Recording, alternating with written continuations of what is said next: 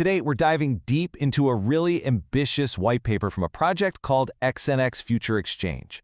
Their plan? Nothing short of tokenizing the real world. Seriously, we're talking about a future where you could own a piece of a skyscraper or trade shares in a famous painting. So let's break down exactly how they say they're going to pull this off.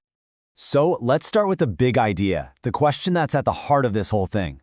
Just imagine, for a second, if you could trade a fraction of a building, or a piece of fine art, or even the rights to a song, with the same speed and simplicity as you trade crypto today. That is the future that this project is aiming to build. The white paper basically points out this huge gap in the financial world. On one side, you've got traditional finance, it can be slow, clunky, and super inefficient. And on the other side, you've got the crypto world. It's fast, it's innovative, but let's be honest, it's mostly been disconnected from actual real-world value. XNX says it wants to be the bridge that finally connects these two worlds. Okay, so that brings us to the first big idea in their vision, what they see as the next major evolution in finance. The core concept here is a massive shift away from just pure crypto speculation towards bringing real-world, tangible assets directly onto the blockchain. And what's really interesting is how they map this all out. They see the initial crypto boom and then the rise of DeFi as just, phases 1 and 2. The real main event, what they're calling the pragmatic era, they say it kicks off in 2025. And it's all about one thing, getting those real-world assets on-chain. This isn't just their plan, it's where they're betting the entire industry is headed.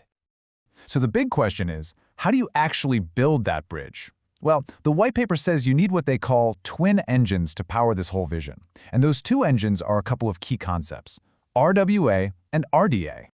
First up is RWA, which stands for Real-World Asset Tokenization. You've probably heard this term floating around.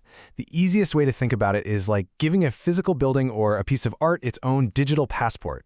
You're creating a unique, verifiable, and tradable token that represents ownership of that actual thing in the real world.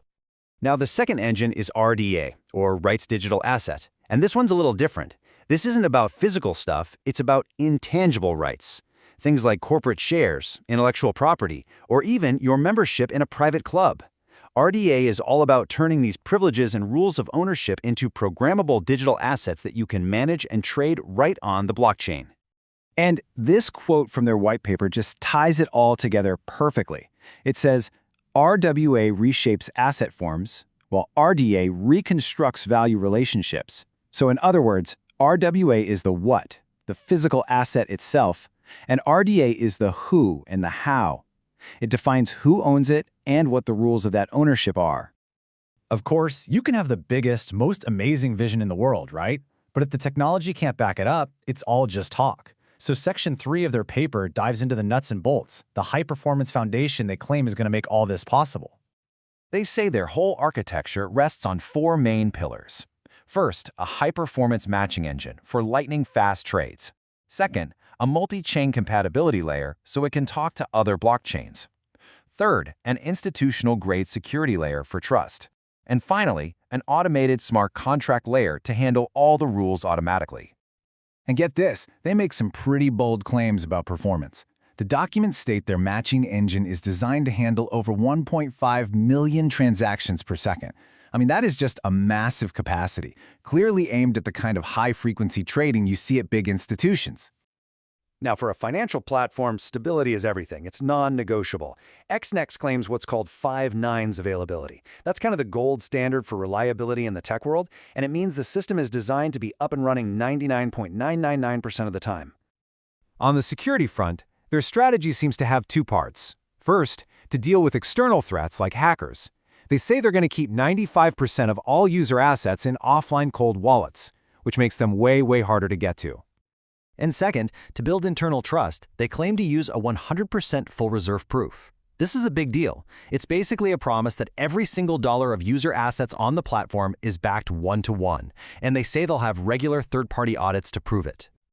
Okay, so let's talk about the fuel for this entire ecosystem, their native platform token called XNEXR. It's really designed to be the central economic hub that connects everything that happens on the platform. You can tell a lot about a project's priorities just by looking at their token allocation. And here, a massive 35% chunk is dedicated to building out the RWA and RDA ecosystem itself. But what's really interesting is the next biggest slice. 20% is set aside for this unique economic engine they call asset power. So what on earth is that? So what is this asset power? Well, according to the white paper, it's essentially a user incentive model. Here's how it works. Users subscribe to what's called an asset package. This gives them a multiplied amount of computing power. That computing power then releases daily rewards in the form of a stablecoin called USDR, which can then be exchanged or withdrawn. And this table here really shows you how that incentive is structured. The takeaway is pretty clear. The model is designed to reward larger investments with a much higher multiplier. It scales all the way from a 2x multiplier up to a 5x multiplier for anyone who puts in over 20,000 USDT. Finally, let's look at the long game. Where's this all heading? Their roadmap lays out their ambitions from the initial launch all the way to what they're calling a digital civilization in 2027 and beyond. Pretty grand, right? You can see this is definitely not a short-term plan. They're looking to launch in late 2025, but the really heavy lifting seems to start in 2026. That's when the focus shifts from just building the platform to actually expanding its reach and integrating with real-world industries. The ultimate goal by 2027 is to become so fundamental that they actually help set the global standards for this new kind of finance. But really, all of this tech, all these roadmaps and token models, it all boils down to the single powerful mission statement from their own white paper: to enable global wealth to be shared on the same decentralized network. That's the big, audacious vision driving this whole thing. And that really leaves us with the big question, doesn't it? The plan is incredibly ambitious. The vision is crystal clear. But will this model truly be the one that redefines the bridge between real-world value and digital finance? I guess only time will tell.